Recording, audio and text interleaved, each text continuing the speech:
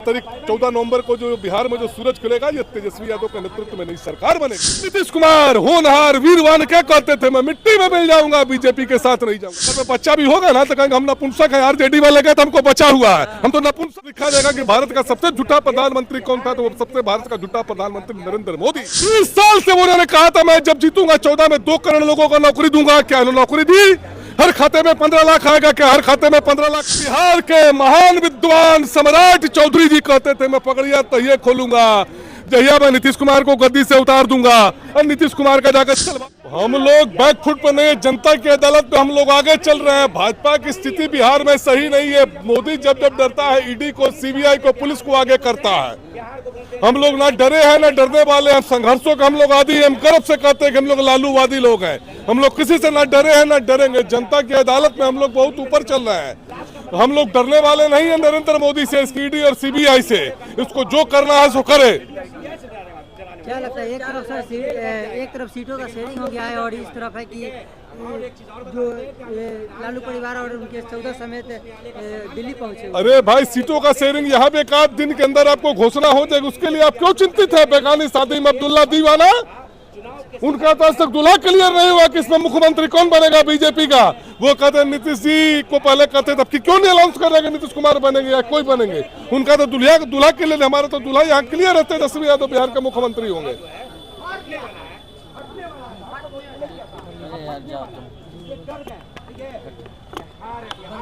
Sir लेकिन जिस तरह कहा जा रहा है कि आप लोग में तो गठबंधन में सही नहीं चल रहा, सब कुछ ऑल इन वेल है। ये कौन आपको कह रहा है गठबंधन में सही नहीं चल रहा है? ये मोदी मीडिया, गोदी मीडिया वाले कुछ जो है खबर उठा रहा है कि गठबंधन में सब कुछ सही नहीं है।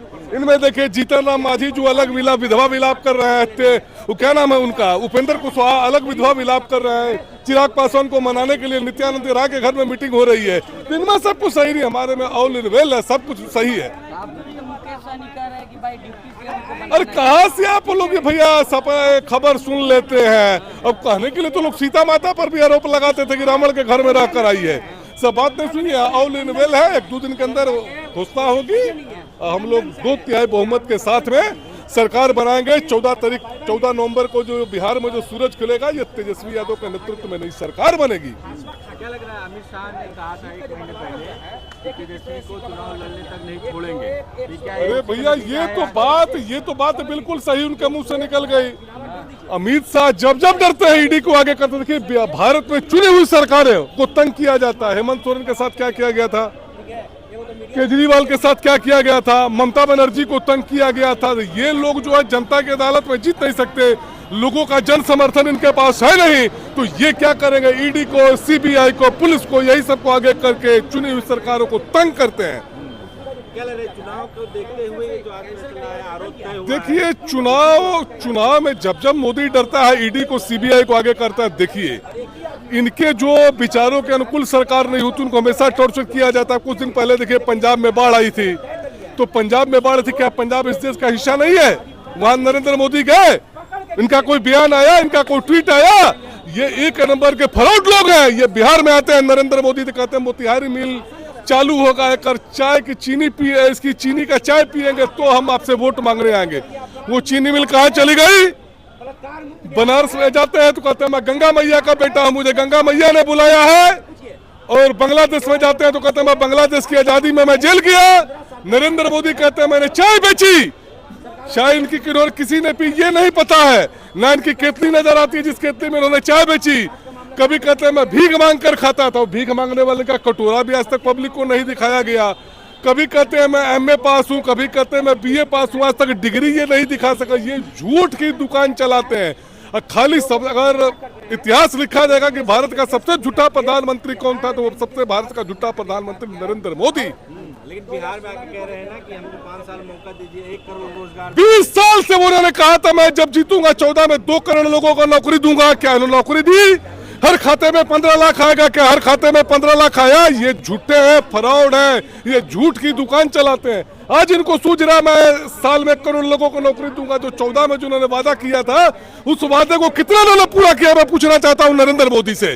क्या 2 करोड़ लोगों को नौकरी मिली? आपके खाते में 15 लाख आया? पत्रकार महोदय, आया आपके खाते में 15 लाख रुपया? नहीं ना आया। ये झूठ की दुकान चलाते हैं। 160 प्लस सीट आ रही है। अरे यार अमित शाह तो कहते थे 400 पार, अब की बार 400 पार। जनता ने कहा इनको लाके खड़ा कर दिया। और उनके कहने का करने का उनका कोई जबान का वैल्यू है? इनके बिहार के महान विद्वान सम्राट चौधरी जी कहते थे मैं पगड़िया तहिए खोलूंगा जहिया मैं नीतीश कुमार को गद्दी से उतार दूंगा। और नीतीश कुमार का जाकर तलवार चाट रहे, पगड़ी को जाकर गंगा जी में सरजुग नदी में जाकर परवाए।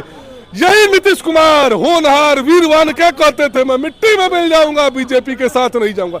ये तो झूठे लोग हैं, इनकी जबान का कोई वैल्यू है? ये कहते हैं सम्राट चौधरी जी मैं कुश का वंशज हूँ, लवकुश का वंशज हूँ। तो राम ने क्या कहा था? रघुकुल रीत सदा चली आई, प्राण जाए पर वचन न जाए। यहाँ डिप्टी सीएम के कुर्सी के लिए पगड़ी को जाकर सरजू में बहवाते हैं। अब हम लोग तो सरदार जी हम लोग पगड़ी बांधते हैं। वो पगड़ी बांधने के लिए सम्राट चौधरी ने किसने कहा था? सरदार जी कहा जा रहा है घुसपैठियों को भगाना है। कहा गया एक भी घुसपैठिया का नाम ही बताए?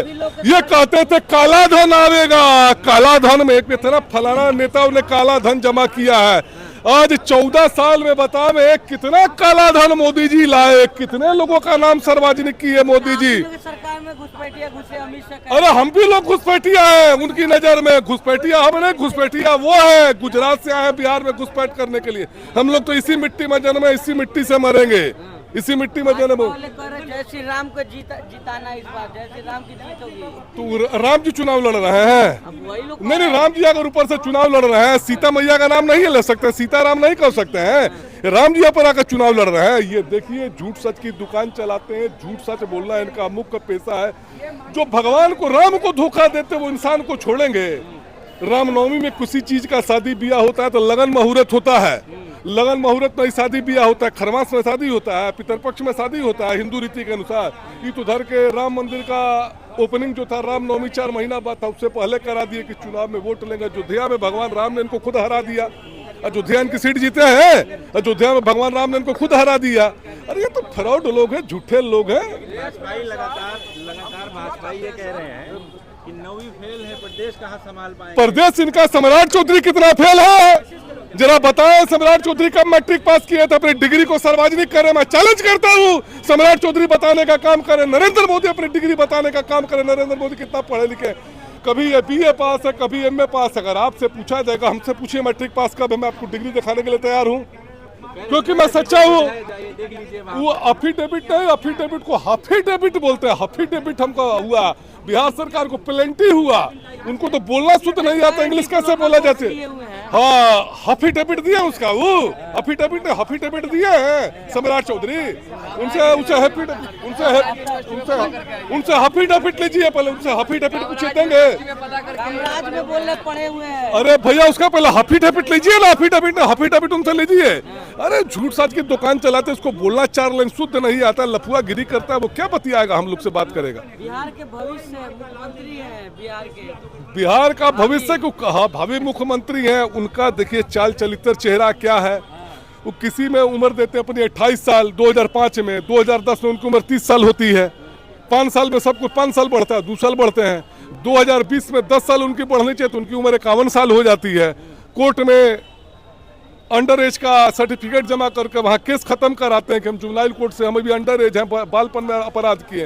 वो झूठ सच की दुकान चला रहे हैं। सवाल आज जो आरोप तय हुआ है, लोग अब ये कह रहे हैं कि इसका असर चुनाव पे पड़ेगा। देखिए चुनाव में देखिए हम लोग लालूवादी लोग हैं, हमारे नेता ने आज तक हमें डरना नहीं सिखाया है।